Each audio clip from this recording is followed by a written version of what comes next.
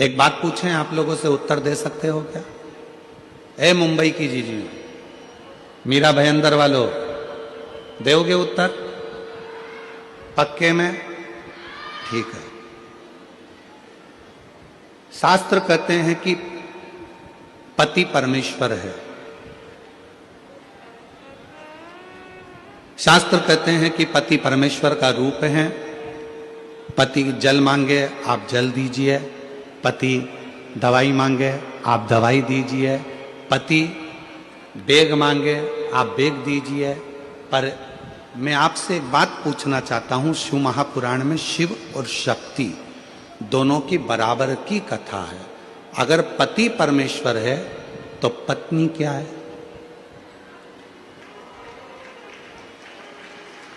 पत्नी क्या है?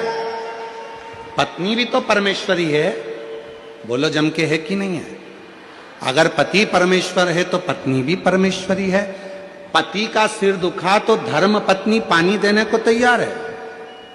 पति को तकलीफ है तो धर्म पत्नी उसको दवाई देने को तैयार है। पर शिव पुराण कहती है जब धर्म पत्नी को भी तकलीफ आए तो पति भी तो एक गिलास पानी ला कर दे, वो भी तो दवाई ला कर दे, वो भी तो पास में खड़ा हो, तो धर्म पत्नी। आज बहुत बड़े बड़े लोग कह देते हैं कि शिव जी को जल बाद में चढ़ाना, पहले पति को जल जरूर देना। तो हम कहेंगे बहुत अच्छे से जल दीजिए, पर साथ में एक बात और कहिए कि घर की अगर पत्नी बीमार पड़ी है तो पति का भी फर्ज है कि एक गिलास पानी उसके भी दुख में आकर उसको खड़े होकर दे सकते।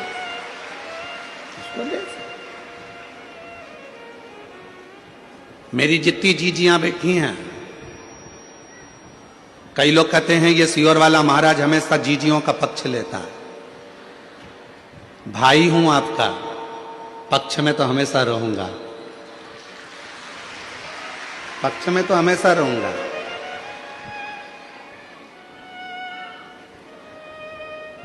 पूरे महीने अगर मेरी बहन, मेरी जीजियां आपको पानी दे सकती हैं, आपके लिए भोजन बना सकती हैं, पूरे महीने मेरी जीजियां आपके लिए सब कुछ कर सकती हैं, तो उसके रजस्वला धर्म के 5 या 7 दिन तो तुम भी उनको पानी दे सकते हो, तुम भी उनके लिए प्रसाद बना सकते हो, तुम भी उनके लिए सहयोग कर सकते हो। शिव पुराण में शिव और शक्ति की दोनों की बराबर की गाथा, दोनों की। भृंगी की कथा आप लोगों ने सुनी है। भृंगी मुनि ने शंकर भगवान की परिक्रमा करी और शंकर भगवान की परिक्रमा करने में इतना शिव की भक्ति में इतना डूब गए थे कि पार्वती को अलग छोड़ दिया था और शिव की दोनों बीच में बैठे थे, तो दोनों के बीच में से भृंगी बाबा निकल गए। शिव जी को वो अच्छा नहीं लगा था, शंकर भगवान को वो श्रेष्ठ नहीं लगा। शिव जी ने पार्वती को उठाकर अपनी गोदी में बिठा लिया और दोनों एक हो गए। भृंगी को लगा कि अब तो मैं शंकर की परिक्रमा कैसे करूं, पार्वती और शिव दोनों साथ में बैठ गए। फिर भी भृंगी ने एक छोटे से भंवर का रूप रखकर दोनों के बीच में से निकलना प्रारंभ कर दिया। तब शिव जी को क्रोध आया। भगवान शंकर कुछ बोलते उससे पहले मां जगत जननी को लगा कि ये भृंगी तो शंकर का भक्त है, शिव का उपासक है, अगर शिव इसको श्राप देंगे तो अच्छी बात नहीं है। तो मां आद्य शक्ति स्वयं सामने आ गई और बुराई का पूरा ठीकरा मां आद्य शक्ति ने अपने ऊपर ले लिया और कह दिया, भृंगी सुन, एक मनुष्य के शरीर में हड्डी जितनी अस्थियां हैं ये उसके पिता की दी हुई होती है, और मनुष्य के शरीर में जितनी मांस है, रक्त है, पीप है, ये शरीर में जो रक्त है, मांस है, ये पीप है, ये सब उसकी मां का दिया हुआ होता है। और सुन भृंगी, आज तूने शंकर और शक्ति को, शिव और शक्ति में विभाजन उत्पन्न करा है, इसलिए मैं तुझे श्राप देती हूं कि तेरे शरीर में जो माता का दिया हुआ भाग है वो पूरा छिन्न हो जाए। अब हुआ क्या कि भृंगी पूरा की पूरा हड्डी का ढांचा बन गया, पूरा हड्डी का।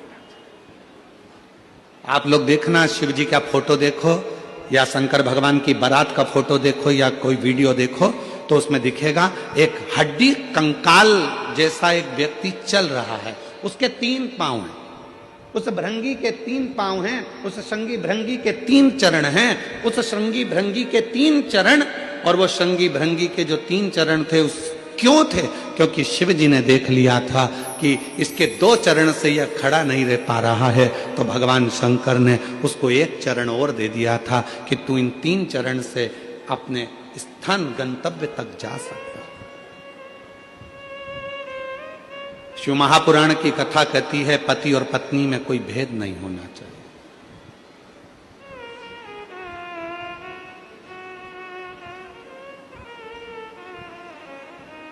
शिव महापुराण की कथा कहती है स्त्री और पुरुष में कोई भेद नहीं होना चाहिए।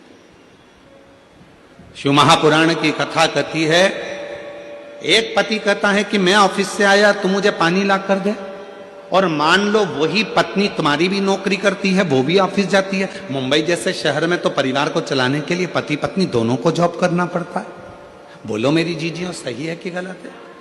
मुंबई जैसे शहर में अगर रह रहे हैं, कितना कितना खर्चा है, जरा विचार करिए। लाइट का खर्चा, गैस की टंकी का खर्चा, फ्लैट का खर्चा, पानी का खर्चा, वॉचमैन का खर्चा, कितना खर्चा, गाड़ी का पेट्रोल डीजल का खर्चा, कितना खर्चा है मुंबई में। अगर छोटे गांव में, छोटे शहर में थोड़े में काम हो जाता है, तो मुंबई जैसे, दिल्ली जैसे, बेंगलोर जैसे, हैदराबाद जैसे बड़े शहर में थोड़े में काम नहीं होता। यहाँ तो जितने घर के सदस्य होते हैं सबको मेहनत करना पड़ती है। यहाँ घर में जितने सदस्य हैं सबको काम करना पड़ता है, तब जाकर घर चल पाता है। दुनिया के लोग कह जरूर देते हैं मुंबई रहते हो, दुनिया के लोग कह देते बेंगलोर सर्विस कर रहे हो, तुम्हारा लड़का मुंबई में सर्विस कर रहा है, तुम्हारा लड़का पूना में सर्विस कर रहा है, तुम्हारा लड़का बेंगलोर में सर्विस कर रहा है। पर वो बेंगलोर में सर्विस करने वाला, मुंबई में सर्विस करने वाला, हैदराबाद में सर्विस करने वाला, उस पुणे में सर्विस करने वाले उस लड़के से तो पूछो कि उसको अगर 50,000 रुपए महीना भी मिलता है,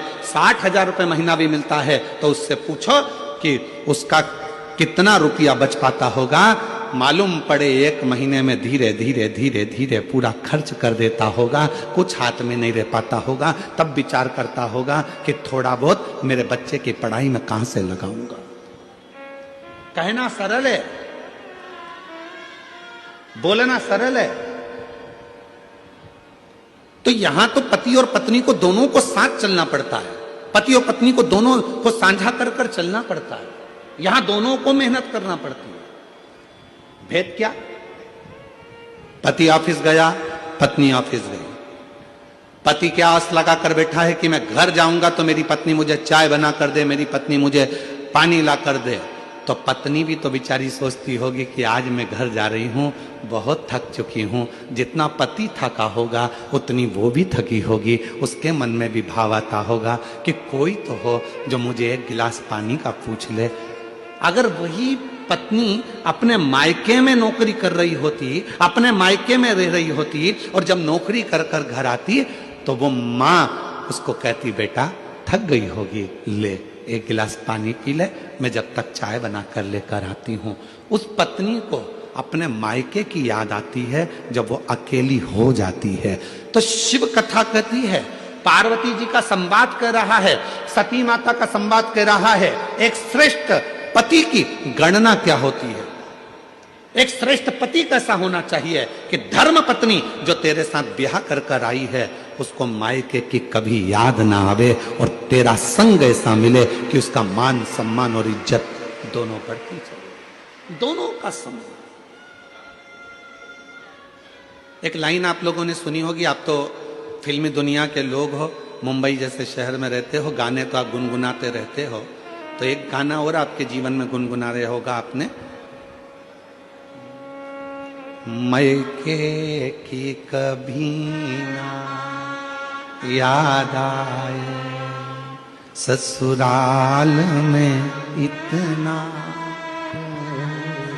आता है आप लोगों को? आता है? जरा बोलो तो, जरा बोलो। मायके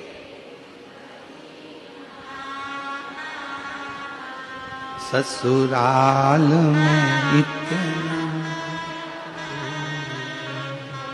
बाबा की दुआएं लेती जा, जा तुझको सुखी संसार मिले। बाबा की दुआएं लेती जा, जा तुझको सुखी संसार मिले। मायके की कभी ना याद आए, मायके की कभी ना याद आए, ससुराल में इतना प्यार मिले। ये कितनी पवित्र कथा, कितना पवित्र भाव। कब मायके की याद नहीं आएगी? लड़की को ससुराल जाने के बाद मायके की याद कब नहीं आती? जब उसका पति उसका आदर करता है, जब उसके परिवार वाले उसका सम्मान करते हैं। और हम कहेंगे, पत्नी से भी निवेदन करेंगे और पति से भी निवेदन करेंगे, याद रखना, पति आपका आदर करे, आपके ससुराल आपके परिवार वालों का आदर करे, तो आपको भी उसके परिवार वालों का आदर सम्मान दोनों को बरकरार रहे, दोनों को।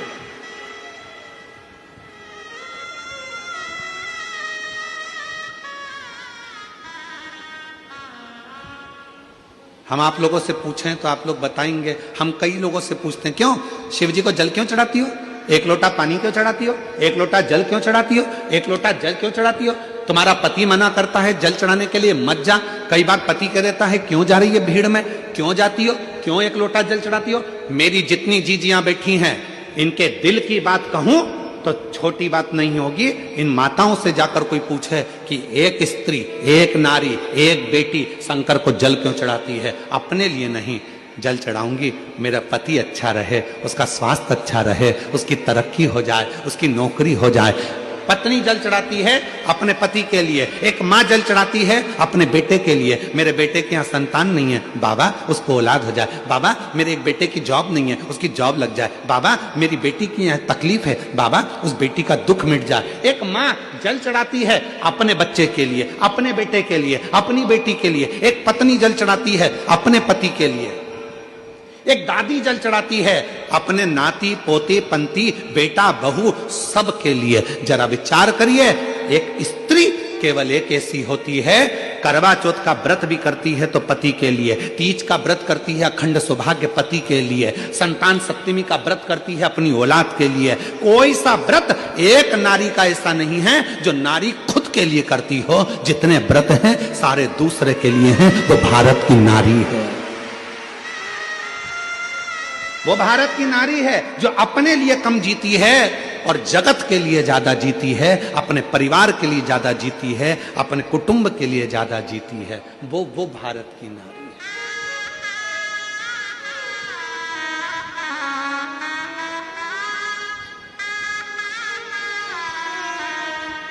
वो भारत की नारी। और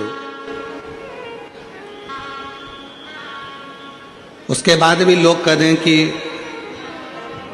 मंदिर क्यों जा रही हो, क्या करोगी जाकर, पहले हमारा पांव का जूता ला कर दे दो, पहले बैग ला कर दे दो, पहले ये सामान।